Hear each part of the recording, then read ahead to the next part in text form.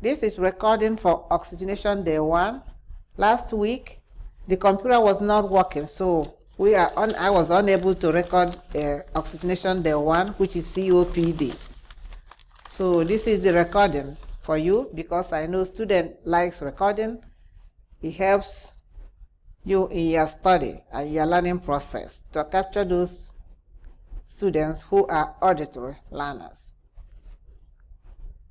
In the homework, ticket to class, I gave you an assignment for ticket to class that says identify 3 patients that have alteration in oxygenation. Why do you think I said that? Why didn't I ask you to identify patients that have COPD? It is because every patient in the hospital is a high risk of developing alteration in oxygenation. Every patient that have respiratory issues may not necessarily have COPD. You might go in the hospital to have your thumb amputated, or have brain surgery, or for hypertension, or for heart failure, or for mobility issue, or had orthopedic surgery. Any patient in the hospital has potential for developing alteration in oxygenation. That's why I asked you to identify patients that had alteration in oxygenation. You will find out the similarities. They all exhibit the same signs and symptoms because they all have issue with oxygenation. Before we continue, tell me the signs and symptoms you discovered. Most of you told me shortness of breath, using accessory muscles, tachycardia, tachypnea, hypoxia, coughing, pain. All those signs and symptoms you gave me are the signs and symptoms patients that have alteration in oxygenation have. They also have orthopnea, difficulty breathing. So these signs and symptoms are common across the board for every patient that have, or any patient that have, alteration in oxygenation. Therefore, it doesn't really matter whether they have the alteration in oxygenation from COPD, or from asthma, or from any other problems. They will manifest the same way. So these signs and symptoms this patient have becomes the test question. It becomes the patient need that you need to address. It becomes the patient problem, and then issues that they have that will bring them to the hospital. Nobody comes to the hospital because they don't have anything else to do. They come to the hospital because of these signs and symptoms that you listed. They have shortness of breath, they're going to come to the hospital. They have difficulty breathing, they will come to the hospital. They have tachycardia, tachypnea, that will bring them to the hospital. So these signs and symptoms they present to you becomes the test question. These signs and symptoms becomes the patient need that you need to address. These signs and symptoms becomes the problem that you, the nurse, needs to address. Everybody under the bridge, anybody on the street, anybody that have 5th grade education can see somebody who has short of breath and say, oh, this person has short of breath. Or they can see somebody who fainted and say, oh, this person fainted. Or this person's heart rate is high. Or this patient is having nasal flaring. Anybody can identify that. But not everybody will know why the patient is having these signs and symptoms. And not everybody will know the best intervention, the priority intervention, to be able to know what to do first. This is where you come in as the nurse. You are the nurse. You are the nurse. I want you to know that you are the nurse. When this patient comes to you with these symptoms and signs, they are expecting you to treat them. They're expecting you to prioritize their care and target their care to the sign, the particular sign and symptom the patient presents to you.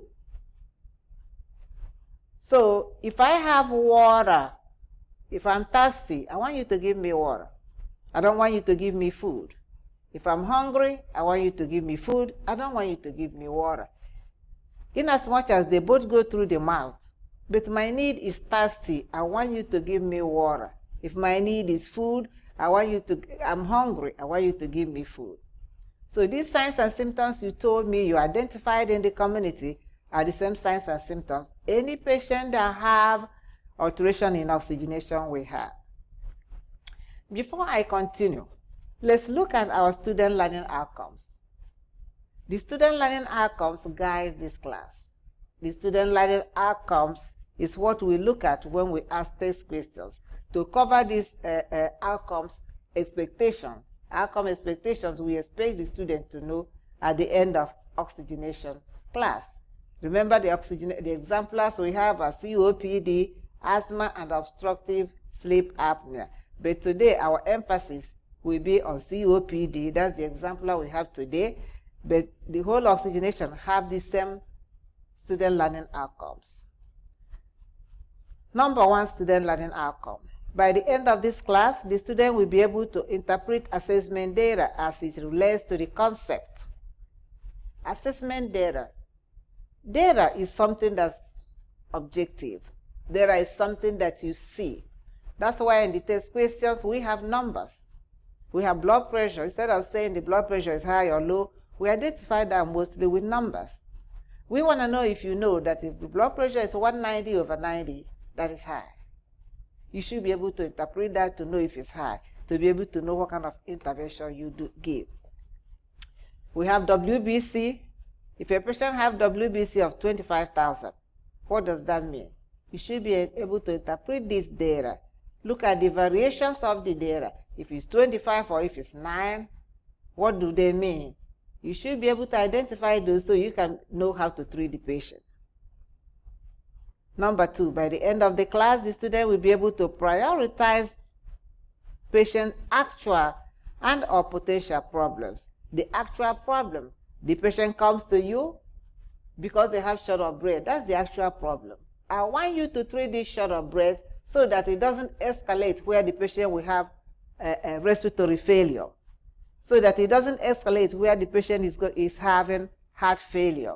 Because the primary problem the patient brings to you it was not addressed. So you need to prioritize your care to target that problem the patient brings to you. You need to prioritize your care. Find the best intervention that will address the issue the patient has. In this example, shortness of breath.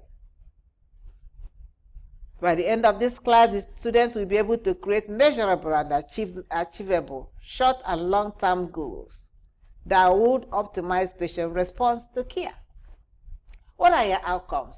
What are your goals? Patient that comes to you, they're coughing. What is your goal for that patient? Is to stop coughing. Because you don't want them to keep coughing until their lungs start hurting, whereby they will start having pain. So you need to prioritize that care, because your goal or your outcome is that they stop coughing. Whatever problem they come to you, present to you that manifests in the patient, your goal is to stop that signs and symptoms or the problem that the patient has. So you need to treat that short-term goal so they don't have the complication that if you don't treat that might bring. So treat the short-term goals so they don't get to the long-term problems. Number four, by the end of this class, the student will be able to analyze concept and exemplar-based nursing and collaborative intervention to achieve the goal. You cannot do this by yourself.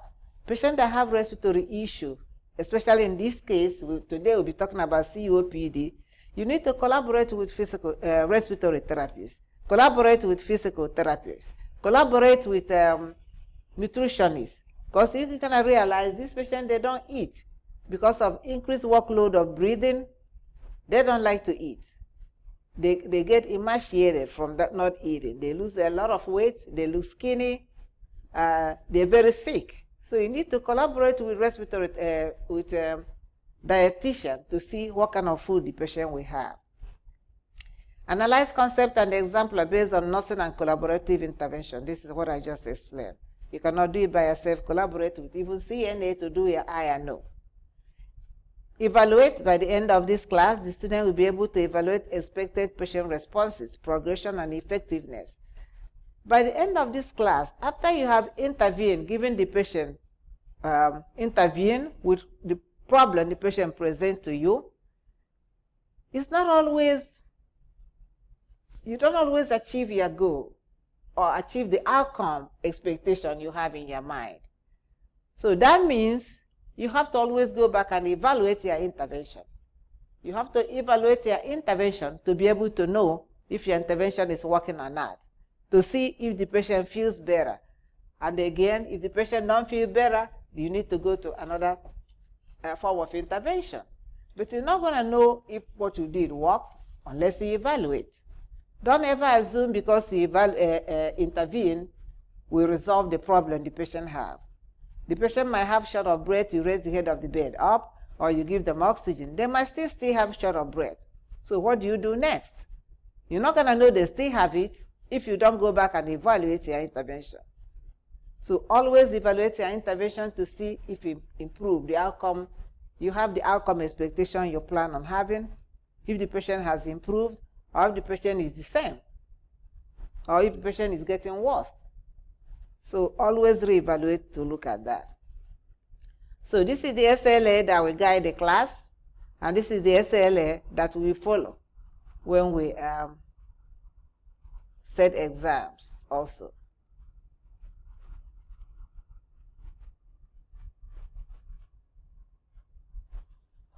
Okay, oxygenation.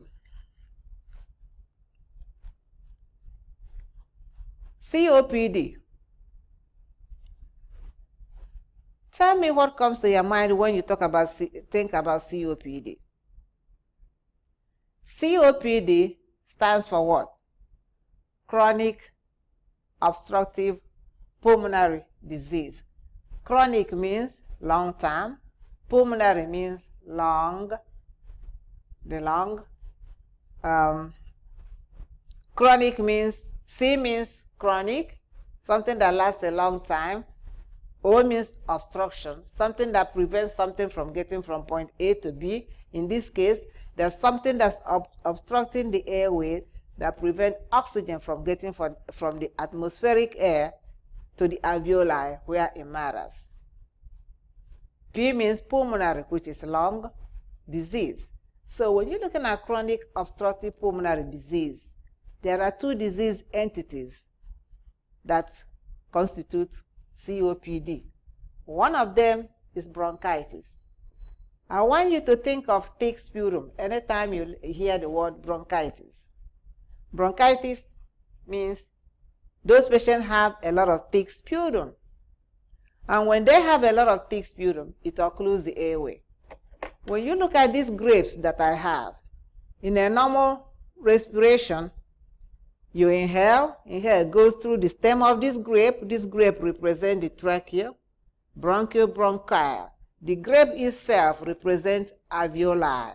You see how well it's well perfused? It respects its own boundaries. It can expand when there's air. When you exhale, the lung recoils and pushes the air out. In a normal respiration, you have ventilation, perfusion, and diffusion. Ventilation, you have to inhale. When you inhale, air goes through this grape, bronchial, then to the alveoli, which is the actual grapes. That's where gas exchange occurs. Any interference in this normal process of you inhaling air, going through the bronchial to the alveoli, will cause alteration in oxygenation. And when it causes alteration in oxygenation, it manifests in the patient as these signs and symptoms we listed on the board. Shortness of breath, tachycardia, tachypnea, hypoxia, autopnea. All those signs and symptoms will manifest because of alteration in the airway pattern. So this alteration could either be from bronchitis, thick sputum that occludes the airways. When the thick sputum occludes the airways, not adequate oxygenation gets in air through the trachea to get to the bronchioles. So we have to pay attention to those signs and symptoms. Another concept that affects COPD, another component of COPD is emphysema. You see this cauliflower. You see how this cauliflower clumps up. That's how the lung of a patient that have emphysema look like. They clumped up because of that overinflation of the alveoli. Those patients inhale air, Instead of them exhaling the CO2, they tend to retain a lot of CO2 because of damage to these alveoli. Anytime you have, just like the grapes, you see how the grapes, each alveoli respects its own boundary. They are well perfused. The alveoli side of the patient that have emphysema is damaged. It's overinflated, causing that patient to have barrel chest. Because it's overinflated, air gets in. Instead of gas exchange occurring in the alveoli where the blood will take oxygen and send it to the cells, you exhale CO2. Those patients tend to retain a lot of CO2. A lot of CO2 tend to trap in this air sac, alveoli, because they're not recoiling, they're not exhaling most of those air, because they're trapped in between all this expansion of the alveoli, making those patients to retain a lot of CO2. That's why patients that have COPD, they retain a lot of CO2. Because they retain a lot of CO2, they tend to hypoventilate. Because they retain a lot of CO2, you cannot give them too much oxygen. In a normal respiration, for a patient like somebody like me and you, we inhale oxygen, we exhale CO2. It is that increase in CO2 in a normal person that drives you to take the next breath. When you take the next breath, you bring in oxygen. In a patient that has CO2, COPD, because of this damage to the alveoli, these patients tend to retain a lot of CO2. Their body is used to retention of CO2. Therefore, it is the hypoxia, which is less oxygen, that gives them the drive to breathe. Because of that, those students, you cannot give them, those patients, you cannot give them too much oxygen. Because if you give them too much oxygen, that will suppress their respiratory center. That's why they usually have oxygen at 2 liter nasal cannula via nasal cannula. Like I showed you in the patient on the bed, via nasal cannula, give them that oxygen at 2 liter. Anytime the patient is on oxygen, please make sure that you make sure that the prong of the cannula is inside the patient's nose. Most often it's on the floor or on the bed, and the patient don't know that he fell off. Pay attention to that, readjust it for the patient, because that's the only way they get their oxygenation.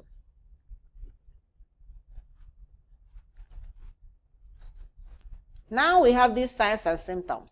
Let's look at the intervention. Patient that have short of breath, what will you do for the patient? You give them oxygen, you raise the head of the bed up. What about thick sputum? Cough and deep breathe to clear the airway. Give them fluid, increase their fluid intake. Fluid can be by mouth or IV fluid. You need to target like 2 to 3 liters of fluid a day to help thin those sputum so that they can cough it out. Hypoxia and hypoxemia, when you correct that underlying problem, give them their oxygen, raise them up, let them sit up high Fowler or Fowler position. Then it will resolve the hypoxia and hypoxemia. Because hypoxia and hypoxemia, which is increased heart rate, or hypoxia, lack of oxygenation, can be corrected by giving them oxygen. Tachycardia and tachypnea, which are another signs and symptoms they can have from decreased oxygenation. It is that lack of oxygenation or decrease in oxygenation that makes the heart rate go up, that causes their blood respiration to go up. So those tachycardia and tachypnea are as a result of decreased oxygenation. So once you resolve that increase in oxygenation, either by giving them oxygen, clearing the airways through thin sputum, through coughing and deep breathing, educate them on how to use the incentive spirometer. How do we use incentive spirometer? This particular incentive spirometer, I have it here. You hold it up, take the mouthpiece, put it in your mouth, slowly take breath. Watch this piston on the left side. That's what indicator that tells you how well the patient is taking air. They cannot take fast breath. They have to take a slowly breath. Identify those patients first. Anytime you're educating a patient on how to use anything, you have to identify to make sure that is the right patient, that have the right order. Let's turn to page 480. Page 480 of our Clinical Nursing Skill book, volume 3. You see the picture of incentive spirometer and see the person using it. All these equipments I'll be discussing with you today is very important we understand how these things work. Because the patient needs to know how it works. We need to understand how it works to be able to educate the patient on using it. If a patient don't use incentive spirometer, not only they have thick sputum, they can't even cough, they might start developing pneumonia. Because during exacerbation, they're not going to ambulate.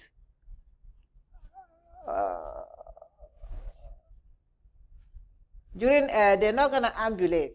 And if they don't ambulate, that's high risk for pneumonia. And then they still have the thick sputum, they're not exchanging gas. So they need to take a deep breath in this, the slow breath on incentive spirometer. Hold it for 2 seconds and remove the mouthpiece and exhale. They have to do that at least 10 times, 10 to 15 times every 1 to 2 hours. They cannot overdo it. Don't let them overdo it more than 10 to 15 times. They don't have to do it 20 or 30 times. This is not one of those, the more is better. The more we harm them, because what it does is exhaust the patient. It's going to exhaust them. So 10 to 15, 1 to 2 hours. Educate the patient on the proper way of doing it. They need to sit up while they're doing it. You cannot do it lying down. You cannot tilt it. You have to sit it up. So it's important we understand this. Page 480 in the scale book. So educate the patient on how to use the incentive spirometer. Sometimes it helps them cough too. It forces air in, opens up those alveoli. Remember, anytime the air gets to the lung, that's more oxygen. So it will help to resolve all those tachycardia, tachypnea that the patient have. Give them their medication. Start off with short-acting beta agonists. I will talk about medication later when I talk about all the medication. But at this point, I'm just going to mention medication so that you know it's part of the intervention. So make sure that those patients,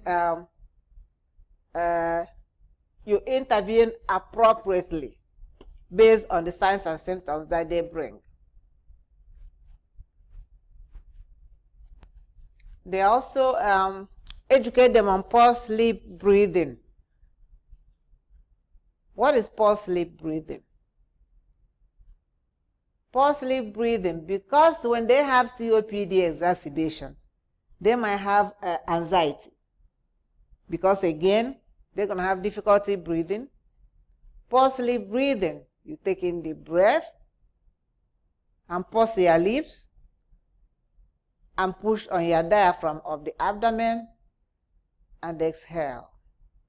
When you're doing this, it does so many things for the patient.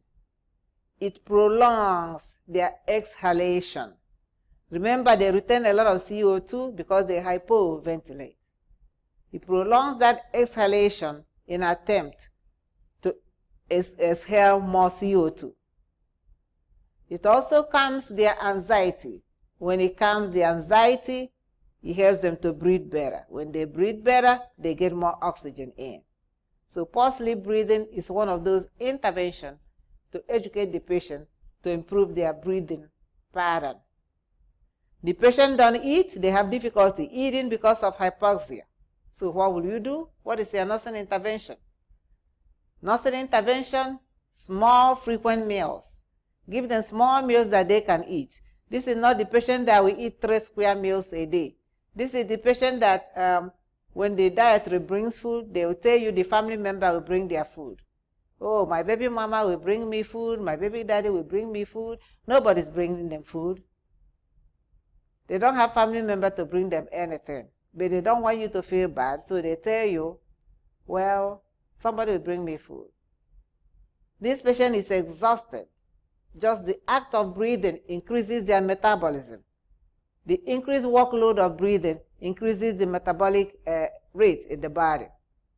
Those increase in the metabolic rate increases the oxygen demand for the body, which they don't have.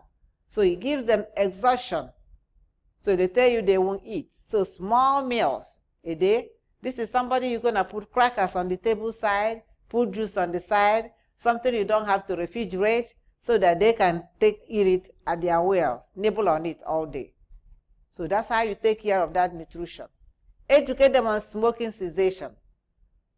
Cigarette smoking is the #1 thing that causes COPD. Therefore, you need to educate them on smoking cessation. Get the family involved with that. Teach them what they need to do. Give them options on what is available for them. Educate them that they can use the patch. Educate them that refer them to the community resources that are available. So these are the patients that you need to educate. Let them know that cigarette smoking causes heart failure. Let them know that cigarette smoking can cause lung cancer. It causes pulmonary cardiac issues and lung cancer. You need to educate them on that. Remember when you did perfusion? Perfusion and oxygenation are like husband and wife that are in good terms. If you have decreased perfusion, you're going to have decreased oxygenation, because it is the red blood cells from perfusion that transports oxygen to the rest of the body. If you don't have enough of that blood floating, you're not going to have adequate oxygenation getting to the rest of the body. When you talked about perfusion, you talked about left ventricular failure being the primary cause of the right ventricular failure. There is also another type of heart failure that's caused by disease of the lung. When a patient have COPD, the lungs is damaged. All the accessory muscles around the lung are damaged. That damage to the muscles and the cells and adjacent tissues of the lung causes the right ventricle to use force to push blood through the pulmonary artery to the lungs. Because of that increase in the pressure, it causes hypertension. Because of that increase in pressure, after a while, the right ventricle is going to fail, because it's overworking itself for a long period of time, trying to push against those damaged lung cells. It's going to make the right ventricular failure. So when the right ventricle fails from disease of the lung, or lung diseases, in this case COPD, it is called cor pulmonar. Cor pulmonar is heart failure caused by lung disease. It's usually the right ventricular failure. When they have right ventricular failure, it's just the same signs and symptoms as right ventricular failure from when you did a heart failure. It's still going to cause, because it's venous, it's still going to cause blood to back up through the superior vena cava to the rest of the body. The patient is going to have jugular vein distension, all those distensions, megaly, jugular vein distension, hepatomegaly, splenomegaly, low extremity edema. Because it's venous, you think about swellings, fluid, backing up. So, right ventricular failure from pulmonary problems, pulmonary issues, causes is called cor pulmonar. So, a patient needs to be aware that those cigarette smoking can cause heart failure and pulmonary problems, and also in addition to lung cancer. So educate them on smoking cessation. Get the family involved in the patient care. They understand the family dynamics. Always be a patient advocate. Sometimes you have family dynamics that don't work alongside with what's going on with the patient.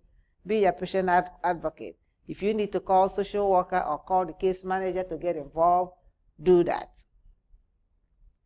So now we have discussed about what you're going to do about that breathing problem they have. Poor sleep breathing, cough and deep breathing. What are you going to do about the nutrition problem they have? Consult with dietary, small meals. So this is how I want you to be learning. These are the signs and symptoms. These are the interventions to go with it. So that's how we need to be learning. And that's what makes sense. That's what is going to help you to know how to take care of the patient. So what are you going to do to improve oxygenation?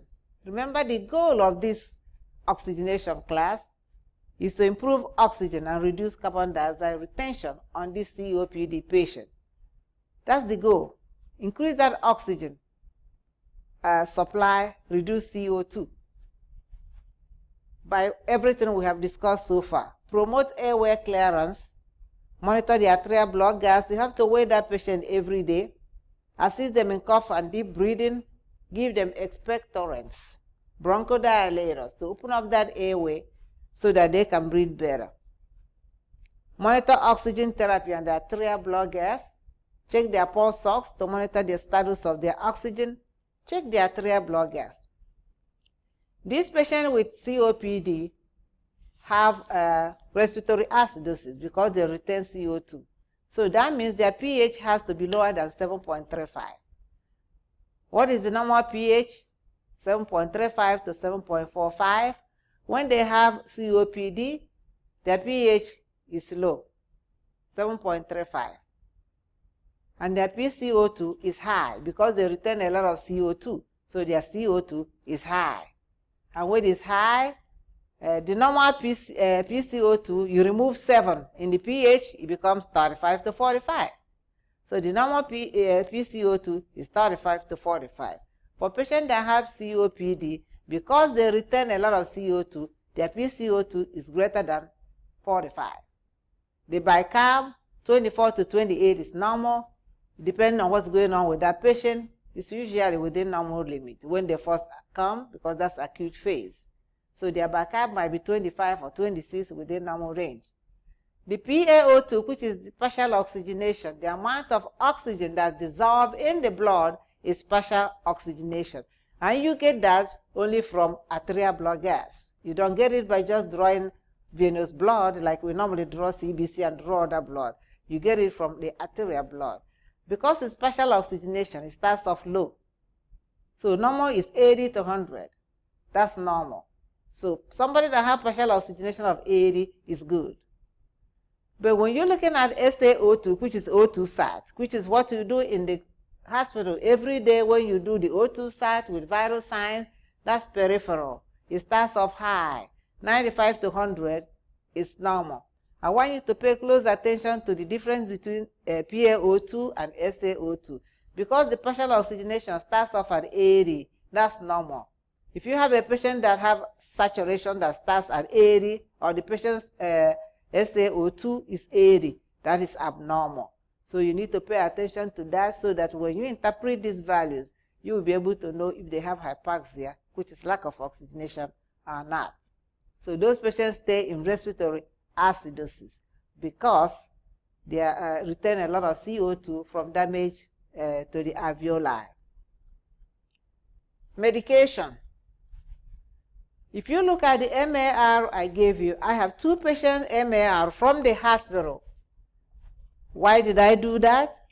Because I want you to start paying attention to what is being done in the class, how it relates to hospital. We're just not learning all this just to learn them. We are learning all this about COPD or anything we do in the class because we want to know how to implement it in the patient.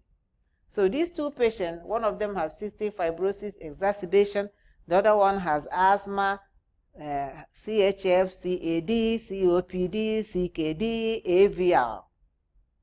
CHF, congestive heart failure, CAD, coronary artery disease, COPD, chronic obstructive pulmonary disease, CKD, chronic kidney disease, AVR, aortic valve replacement. So you can see that these 2 patients, because they both have alteration in oxygenation, their medication are similar. And because we are not in pharmacy school, otherwise we will be at Xavier. We are in nursing school. I brought these 2 MAR, exactly 2 different patients that have alteration in oxygenation, so that you can see how their medications are similar. And we're going to focus our medication based on the medication that's being used in the hospital, because we can never know all the medicine. So I'm going to limit it to this medicine we have here, and maybe 1 or 2, like prednisone and methylprednisone and diazepam. So if you look at this medication, albuterol is number 1. Albuterol is short-acting SABA, what we call SABA, short-acting beta agonist. It is short-acting because it kicks in immediately it lasts 4 to 6 hours. So these patients, you have to watch closely. You have to give them bronchodilator first when they come for with exacerbation. I'm going to talk more about this medication when we discuss asthma in part 2 of oxygenation. But I'm just going to mention this medicine this time so that at least you know that the patient that have COPD can use them. Because I know how students think. If I wait till asthma to explain all of them, if I didn't say anything about them with COPD, you're going to think, oh, it doesn't apply to them. I want you to know it applies to both COPD and asthma. They both use the same type of medication, so better we spend more time explaining each and every one of them and their signs and symptoms with you in part 2 when we talk about asthma. I'm just going to go ahead and mention them now because COPD has more stuff to be discussed. I will lay more emphasis with asthma, which is next day 2 of oxygenation. The next medication is ipratropium bromide. Ipratropium bromide is also an anticholinergic. It is a long-acting beta agonist.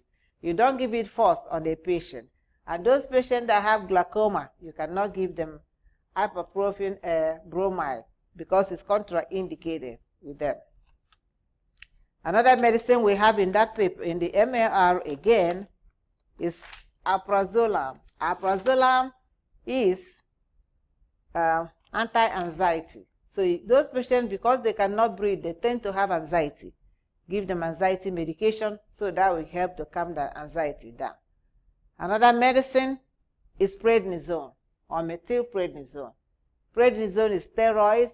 It's one of those medicines that is very good. It's anti-inflammatory, but it has a lot of side effects. Like I said, I will take more time, explain all these medicines in detail when we discuss asthma.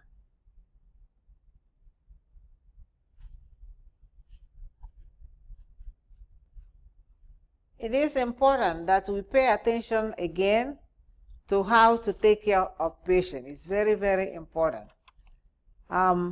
I brought in an oxygen tank because it bothers me that most often I have seen several times where patient or rapid response is called on a patient that's on the way to MRI or X-ray just because while the patient is leaving the room, while the patient was in the room, they have patient plugged to the oxygen on the wall.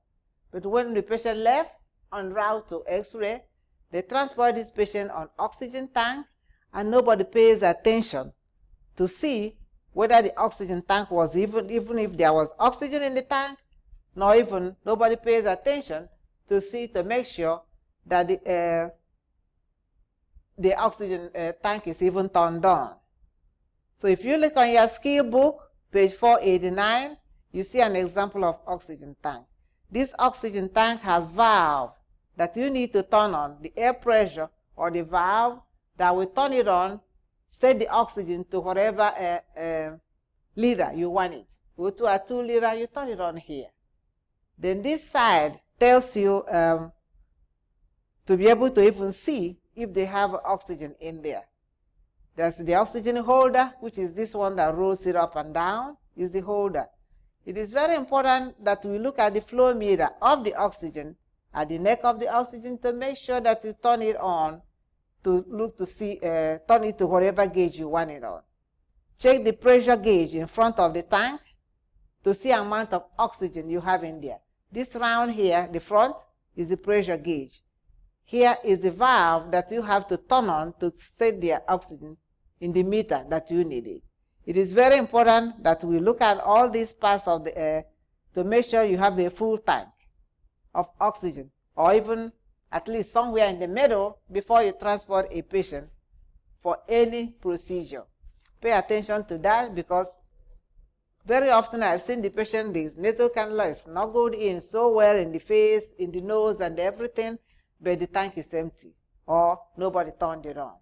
There is a reason why in the patient bed, the head of the bed is close to the wall. And that wall, you have the oxygen plugged in the wall. You have the vent, you have the air. For suctioning, you have oxygen. That's the reason why it's right there at the head of every bed. You don't have to scramble to look for it. because it's very important you handle the airway.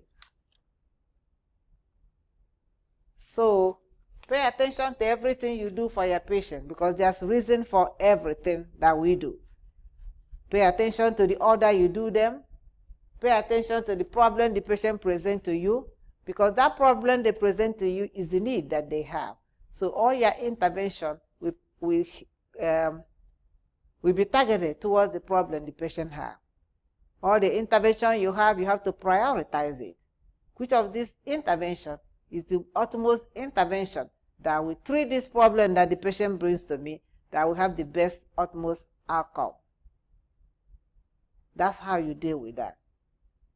So a patient comes to the hospital. The patient is on his way or her way to MRI. The patient O2 sat is 90. When the patient O2 sat was 98. All of a sudden, en route to X-ray or en route to MRI, the patient O2 sat drops to 88. The patient becomes tachycardic tachypnea. What will you do first? A, call the doctor. B, call respiratory therapist. C, check the O2 tank to make sure there's O2 or even turned on. D, put the patient in Trendelenburg. What is the patient problem? What is the need that the patient have that I need to address? The O2 sat suddenly dropped is the key word there. Suddenly dropped. So that means the patient was using oxygen in the room. Otherwise, that word suddenly won't be there. The O2 dropped. It is the drop in the O2 that's causing that patient to have hypoxia. It is the drop in the O2 that's causing the patient to have short of breath. It is that drop in the O2 that's causing the patient to have tachycardia and tachypnea. Therefore, my priority intervention will be to deal with that O2. So I'm going to check all the way to see if the O2 tank was turned on, because that's what my patient needs to resolve the problem the patient have at this time. So I'm going to use that to explain to you the new layers of clinical judgment model. If you look on the board on the other side, I have the new layers of clinical judgment. In these new layers of clinical judgment, the first thing you do, you recognize cues. In this example I gave you, the patient suddenly dropped. What is the cue? You look at the vital sign, medical history of the patient. What are the relevant information that I need to look at about this patient? Then you analyze your cue. You link that recognized cues to the client clinical presentation. What is the client clinical presentation here? Short of breath, that suddenly dropped. I have noticed that the patient have short of breath. The oxygen suddenly dropped. Then you prioritize your hypothesis. When you're prioritizing your hypothesis, look at what is hypothesis. Hypothesis is a proposition. So you need to prioritize that.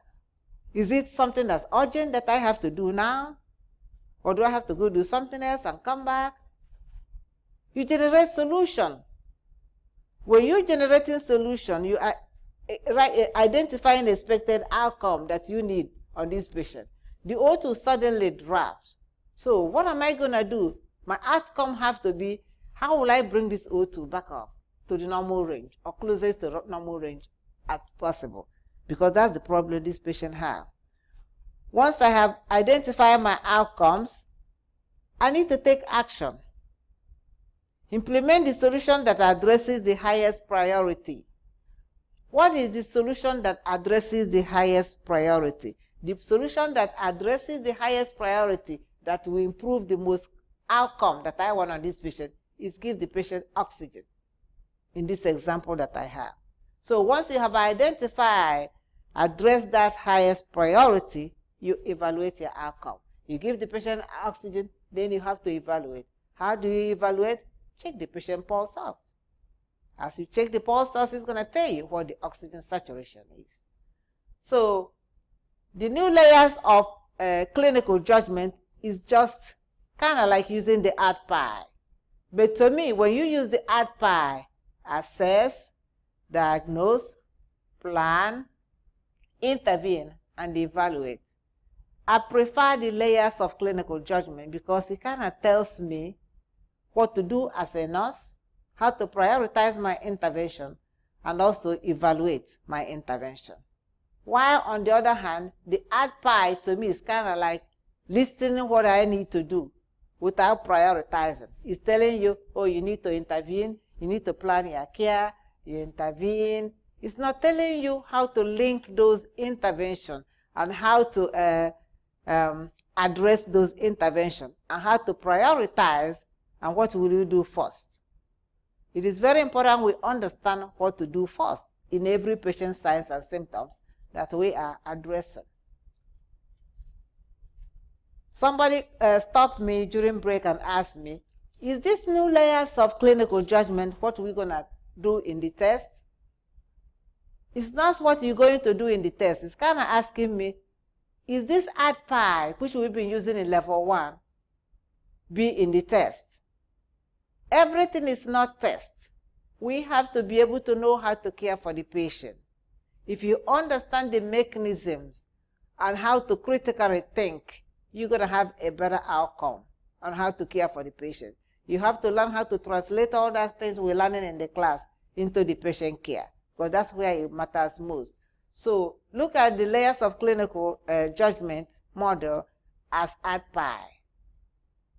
So we're learning how to take care of patients better. Instead of separating the classroom from clinical setting, I'm trying to integrate both classroom and clinical setting. That's why I bring all these tools here. That's why I bring the MAR that have actual patient intervention. That's why I brought actual patient paper, arterial blood gas, for a patient that has COPD.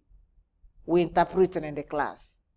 That's why I brought that actual patient interpretation, so we can see how these things work.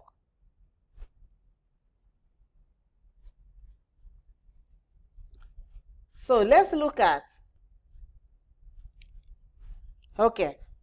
let's look at our PowerPoint to see if I missed anything. Oxygenation. Adequate oxygenation of the body depends on healthy, intact respiratory system. I already discussed that when I discussed that with grapes. If there's any alteration in this grape stem, which is bronchial, and alveoli, it will affect oxygenation. So the adequate oxygenation depends on intact of this airway, without any alteration, without any interference, so that air gets in, trachea, bronchioles, diffuses blood, oxygen, the blood takes the oxygen, sends it to the cells. So ventilation, perfusion, and diffusion, we've discussed that already. Alteration and manifestation of those lack of oxygenation, we already talked about all this. Hypoxia, dyspnea, autopnea. See them up. Tachycardic, pneumothorax, collapsed lung. Eventually, if it's not corrected, the oxygen is not corrected. Apnea, absence of breathing, lack of respiratory effort can lead to respiratory distress. COPD, specific progressive disorder. With COPD again, those patients, when they have exacerbation, when they come back to the hospital, they don't ever return to their original status that they left. Each visit to the hospital admission puts them closer to dying. Every time they come to the hospital, they don't return to the original state. It is a chronic illness, so it progresses. It's irreversible. There's no cure for COPD, but it can be managed when you give them adequate medication. They have periodic exacerbation with increased symptoms and sputum production from that bronchitis aspect of it. Typically include, and we already discussed this. Chronic bronchitis defined as presence of productive cough. These are the patients, they cough like 3 months in a row for 2 consecutive years. That's the diagnosis of COPD. They have excessive bronchial secretion because of that bronchitis aspect of the COPD. They are associated with cigarette smoking. I cannot overemphasize that. Cigarette smoking is really the #1 cause, or air pollution can cause that too.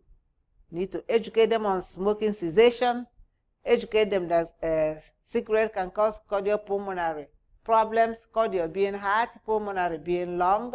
You see how it causes heart failure. I have explained that already. And also, not to talk about lung cancer. They can have lung cancer from that. There is chronic irritable of the airways from bronchitis and emphysema. There's changes in the bronchial trees from bronchitis. Of course, I say you have to think about sputum when you think about bronchitis. Narrow airways, there's a lot of secretion. That secretion occludes the airways, narrows the airways. That means less oxygenation. That means less air and oxygenation getting through the trachea to the alveoli. Expiration is affected first, then inspiration. That's why they hold a lot of air in, causing a retention of CO2. Because ciliary is impaired, when people smoke, it damages the cilia. What does the cilia do? Cilia filters the air. Cilia keeps the air moist, so we don't get a dry throat from inhaling air. But when people smoke, it damages the cilia. It reduces the amount of cilia that the people have. So that predisposes them to always coughing and having recurrent of infection, because cilia is supposed to filter all those pathogens away. But with cigarette smoking, it decreases the amount of cilia, predisposes the patient to infection. In addition to infection, they're going to have by holding on to thick sputum. Anytime you have moisture in the lung, it increases your chance of developing infection. Those patients with bronchitis are called blue bloaters. Blue means, again, lack of oxygenation. Polycythemia is increase in the red blood cell. Because of hypoxia, the bone marrow makes more red blood cells in attempts to compensate for the hypoxia. Remember, it is the red blood cell that transports oxygen to the body. Because of decreased oxygenation, the body is going to keep making more red blood cells in an attempt to increase oxygenation, to circulate the oxygen, the little oxygen it has. So that chronic hypoxia predisposes the patient to polycythemia. Normal hemoglobin will be high. It will be higher than 20 in this case. Emphysema, on the other hand, has to do with inflow and outflow of air. It has to do with damage of the alveoli. Lung becomes hyper-expanded. Remember that barrel chest? Overinflation of the alveoli. That because of destruction of the alveoli and supporting tissue, the lung becomes overinflated and retains a lot of CO2. There's loss of elasticity. Because of this loss of elasticity, the body doesn't have enough elasticity to exhale air. That loss of elasticity, again, is also contributing to the retention of CO2 in the alveoli. They are called, patients with emphysema are called pink puffer. They puff a lot because of dyspnea. Because they have severe dyspnea, because of damage to the alveoli, again, they are called pink puffers. Dyspnea is the first sign of hypoxia. In the late sign, you're going to have cyanosis. It is not until late in the disease that the person is hypoxic. So dyspnea is the first sign that somebody is having respiratory problem. Later, you're going to be hypoxic. Cyanosis is way later. Clinical manifestation, everything we discussed. They're going to have dyspnea, early sign. They're going to have barrel chest because of that overinflation of the alveoli. Then air trapped in the air. Non-productive cough, yes. Emphysema, non-productive cough, while bronchitis is productive cough. So when you put that together, patients that have COPD, since two of them make up COPD, they cough. That's respiratory changes. Clinical manifestation, anorexia and weight loss. Remember, anorexia and weight loss is also COPD. Whatever signs and symptoms each one of them have means that patients that have COPD have them. Because those two diseases combined, it's called COPD. Anorexia and weight loss, because of hypoxia, they can't eat. Loss of muscle mass, they are very thin and emaciated. They have flattened diaphragm. The goal is to improve that oxygenation, reduce CO2. So anytime they have any issue, you have to improve the oxygen, reduce CO2. They have short of breath, give them oxygen, raise the head of the bed up, sit them up, atopnia, sit them up. Thick sputum, give them liquid, cough and deep breathe, incentive spirometer. Do everything you have to do to increase that oxygen supply and reduce CO2. Maintain O2 sat above 90. 90 is good. 91 is good for a patient that have COPD. You can never have 100% on a patient with COPD because they're always retaining that CO2. Because they're always retaining CO2, it displaces the oxygen. Anytime you have too much CO2, remember CO2 and oxygen, they're all fighting for the alveoli because that's where gas exchange occurs. Anytime you have too much of one, you're going to have less of the other. You have too much CO2, you're going to have less oxygenation. You have enough oxygenation, you're going to have less CO2. So you don't ever see patients that have COPD. Because they retain a lot of CO2, they're going to always have decreased oxygenation. Expiration is easier than respiration. What? Experience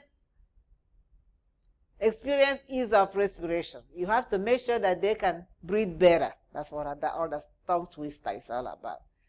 They need to breathe better. Give them oxygen. Teach them pulse-sleep breathing. Teach them abdominal breathing. Maintain cognition. Because those patients that have decreased oxygenation might have decreased cognition. So give them oxygen. Cough and clear their throat. Educate them on how to cough, deep breathe. Activity level. Give them a rest between activity. Prevent health maintenance. Educate them on how to smoking cessation. Maintain patient safety. When they get exacerbation, they need to go to the hospital for treatment. Continuous respiration and cardiac function, you need to monitor that. Effective coughing, breathing technique, pulse-sleep breathing. Collaborate with respiratory therapists after you have done your best. You have done everything you can. Give them O2, sit them up, cough, deep breathe, fluid, antibiotics if they have infection, monitor their arterial blood gases, do their pulse ox. If they need to be on continuous pulse, do that so you can monitor them for a longer period of time. After you've done everything you can do, collaborate with physical therapists so they can come give them breathing treatment through nebulizer to work faster. Nursing intervention, monitor O2 and ABG, oxygen equipment. I have discussed all these already. Control that anxiety so they can breathe better. I have talked about all this.